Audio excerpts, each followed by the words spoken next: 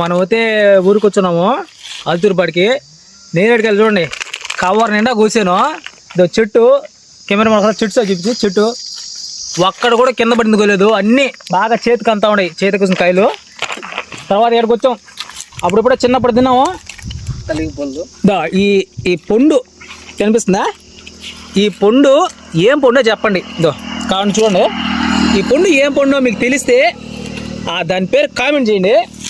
చెట్టు నిండా పండ్లే, పెద్ద పెద్ద పండ్లు. ఇంకా కోస్తాను మీకు, మరిగిన కోసం మీకోసం కొన్ని కోస్తే మీకు కనబట్లే. చిన్నప్పుడు వీటి కోసం రక్తాలు చిందించేది మేము.